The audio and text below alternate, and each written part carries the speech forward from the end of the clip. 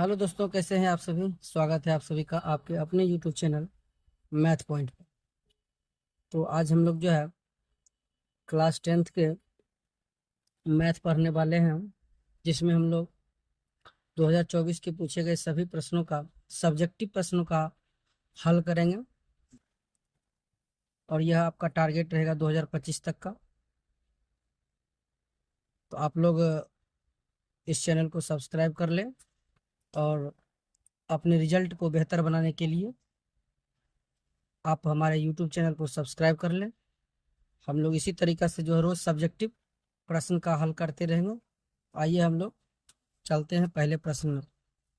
देखिए, पहला प्रश्न है कि एक 15 मीटर लंबी सीढ़ी दीवार के साथ 60 डिग्री का कोण बनाती है और करा दीवार पर उस बिंदु की ऊंचाई ज्ञात करें जहां सीढ़ी दीवार को स्पर्श करती है। तो ये आपका जो प्रश्न है यह हाइट एंड डिस्टेंस का है। तो देखिए हम लोग इसको किस प्रकार से हल करते हैं। करा एक 15 मीटर लंबी सीढ़ी, तो आप लोग देखते हैं दीवार जब भी होगा तो दीवार इस तरह से सीधी खड़ी होगी। अब इसमें करा ये आपका हो जाएगा सतह। अब इसमें सीढ़ी जब भी लगाते हैं तो सीढ़ी हम लोग इस तरह से तिरछा करके लगाते हैं। अब यहाँ पर देखिए इसका नाम दे देते हैं, ये हो गया ए, ये हो गया बी, ये हो गया सी। अब ये जो सीढ़ी है ये सीढ़ी की लंबाई कह रहा है, ये सीढ़ी की लंबाई आपको दिया हुआ 15 मीटर। अब ये देखिए कह रहा है कि सीढ़ी जो है इस दीवार के साथ यहाँ पर कोण जो बना रही है थीटा, ये आपका थीटा बन रहा है कितना डिग्री, 60 डिग्री बन रहा है। और आपको पता है ये 90 डिग्री होता है। तो हमको कह रहा है कि उस बिंदु की ऊंचाई ज्ञात करें जहाँ सीढ़ी दीवार को स्पर्श करती है। इस बिंदु की ऊंचाई ज्ञात करना है जहाँ पर सीढ़ी दीवार को स्पर्श करती है, यानी हमको ए बी का मान ज्ञात करना है। तो देख सकते हैं सबसे पहले हम लोग इसका हल करेंगे। लिखेंगे सॉल्यूशन। जो दिया है पहले वो दिया है लिख लीजिएगा। तो दिया है, क्या दिया है, तो दिया हुआ है ए सी बराबर 15 मीटर। तो और उसके बाद थीटा का मान दिया हुआ है 60 डिग्री। तो हमको क्या ज्ञात करना है, तो हमको निकालना है ए बी। तो ए बी बराबर हो गया वाट। आप देख सकते हैं ये जहाँ पर एंगल थीटा बनता है उसके सामने का जो कोण होता है वो क्या कहलाता है, तो वो आपका लंब कहलाता है। और 90 डिग्री के सामने का क्या कहलाता है, कर्ण। तो ये हो गया कर्ण, ये हो गया लंब, तो ये हो जाएगा आधार। तो हमको आधार निकालना है और कर्ण दिया हुआ है। तो इसमें हम लोग कॉस थीटा अप्लाई करेंगे। तो यहाँ लिखेंगे त्रिभुज ए बी सी में कॉस थीटा बराबर हम लोग सूत्र जानते हैं क्या होता है, तो बी बट्टे एच। थीटा की जगह पर रखेंगे 30 डिग्री, ये हो जाएगा कॉस 30 डिग्री। और बी बट्टे है एच। तो बी का मान कितना दिया है, तो बी यानी कि आधार, आधार हमको निकालना है ए बी। तो लिख दीजिए ए बी बट्टे एच। एच कितना दिया हुआ है, कर्ण 15 सेंटीमीटर, ये रख दीजिए 15 सेंटीमीटर। अब इसमें क्या है, तब करा कॉस 30 बराबर हो गया आपका ए बी बट्टे 15। कॉस 30 का मान कितना होता है आप लोग जानते होंगे। कॉस 30 का वैल्यू कितना होता है, 30 नहीं लगाना, यहाँ कॉस थीटा बराबर 60, सॉरी थीटा बराबर 60 रखना है। तो कॉस 60 का वैल्यू रखना। कॉस 60 का मान आप लोग जानते हैं 1/2 होता है। तो ये लिख देंगे 1/2 बराबर ए बी कितना है, ए बी निकालना है। तो ए बी को ए बी रख दीजिए और ये है 15, तो 15 क्रॉस मल्टीप्लीकेशन कर दीजिएगा। तो ये हो जाएगा 2ab बराबर 15। और यहाँ से हम हल करेंगे तो यहाँ से निकल जाएगा ए बी बराबर 15/2, यानी कि ए बी बराबर आपका 15 में 2 से भगा दीजिएगा 7.5 मीटर। अर्थात ये जो ए बी है ये आपका सीढ़ी की ऊंचाई कितनी निकल गई, दीवार की ऊंचाई। तो दीवार की ऊंचाई आपका हो गया 7.5 मीटर। ये आपका आंसर होगा। तो ये था पहला प्रश्न का हल। अब हम लोग दूसरा प्रश्न में चलते हैं। देखिए करा एक घड़ी की मिनट की सुई की लंबाई 15 सेंटीमीटर है। 20 मिनट में इसके द्वारा तय किया गया क्षेत्रफल ज्ञात करें। आपको जो है इसमें 20 मिनट में कितना वो मिनट वाली सुई तय करेगी, इसका क्षेत्रफल आपको ज्ञात करना है।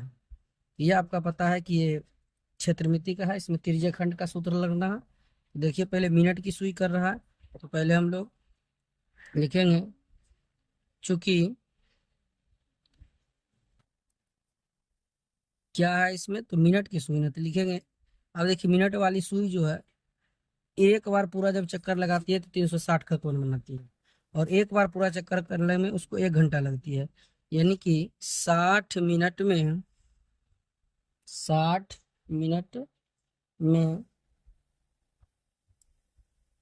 मिनट की सुई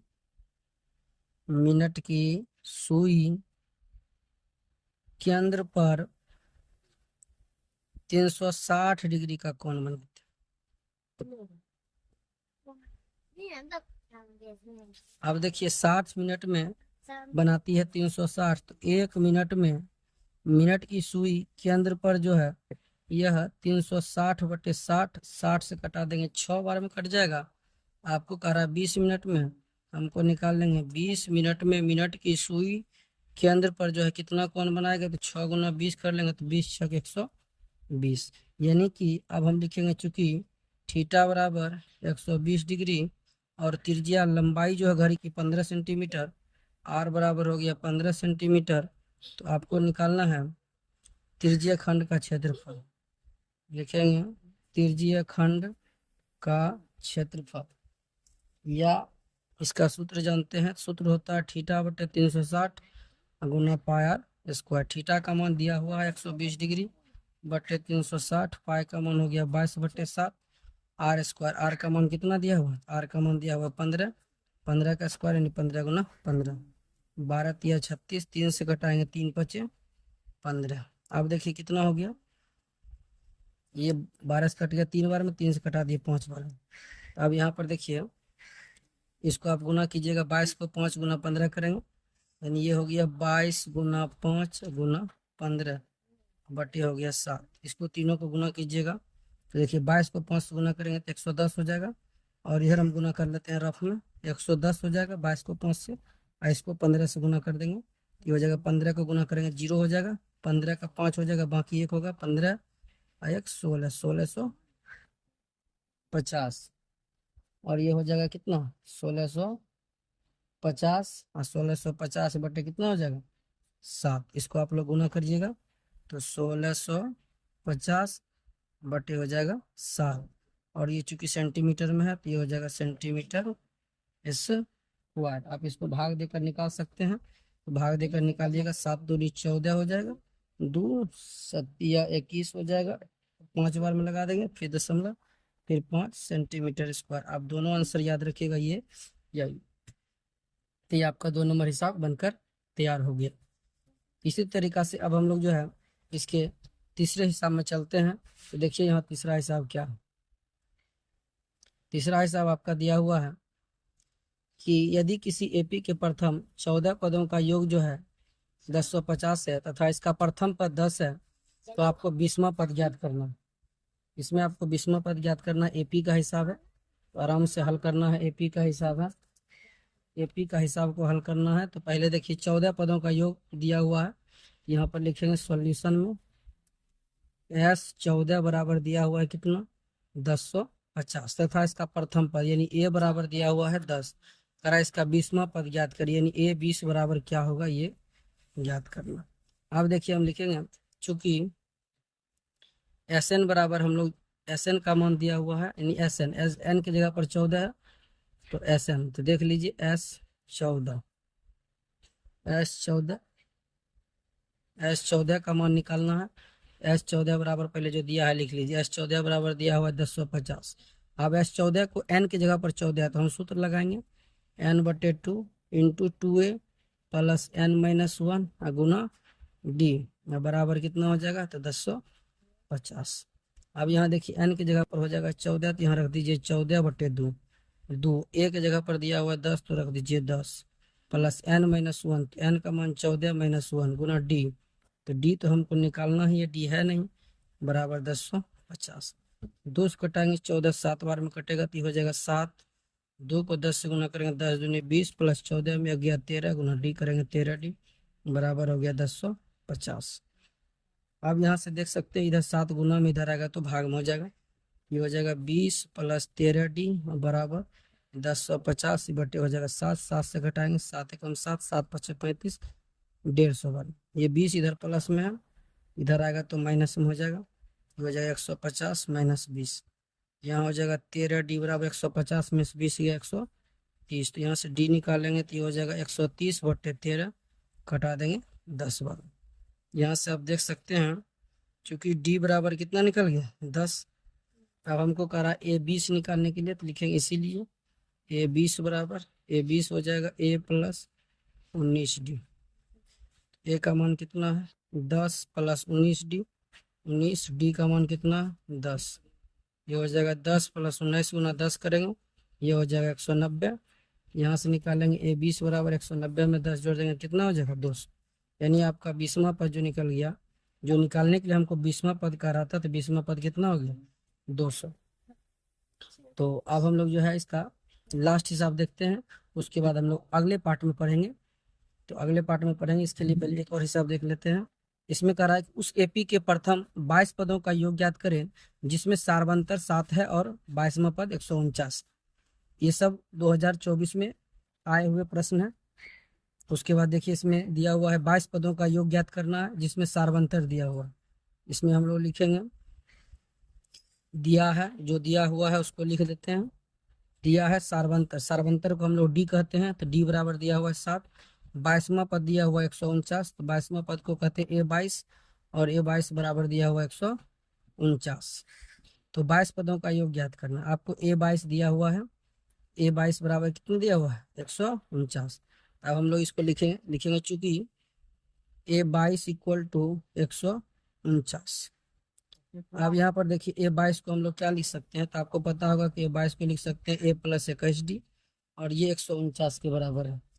अब यहाँ पर देखिए D का मान है 7, तो रख दीजिए 7, 21 गुना D की जगह पर रखेंगे 7, ये हो जाएगा 149। A प्लस 21 को 7 से गुना करेंगे, 7 दूनी 14, 7 एकम 7, 147 इक्वल टू 149। इधर 147 प्लस में है, इधर आएगा तो माइनस में हो जाएगा, 149 माइनस 147। A बराबर 149 में 47 घटेगा तो कितना हो जाएगा, ये हो जाएगा आपका 2। यानी A बराबर कितना निकल गया 2, A बराबर 2 निकल गया।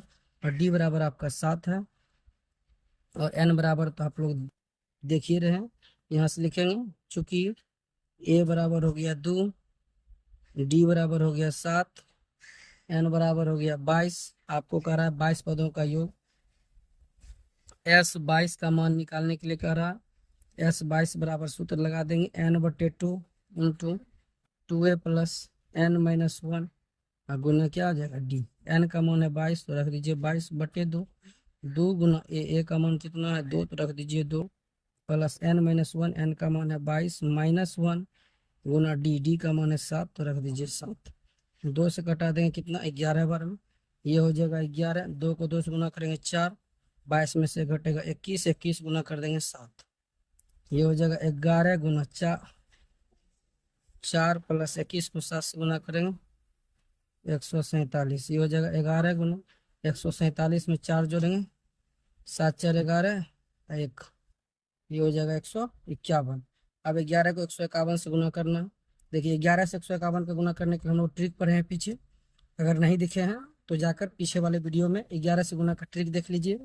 इसको गुना करने के लिए हम लोग क्या करते हैं, एक का एक लिख देते हैं, फिर इसको दोनों को जोड़ देंगे 5 1 6, फिर इसको दोनों को जोड़ देंगे 5 1 6 और लास्ट में जो बच जाएगा उसको लिख देंगे 1661। यानी कि 22 पदों का योग जो आपको निकालने के लिए करा था S22 का मान कितना आ गया 1661। बने रहिए इसी तरह के वीडियो के लिए। अगर आपको अच्छा लगे तो कमेंट सेक्शन में ज़रूर बताएं। Thank you.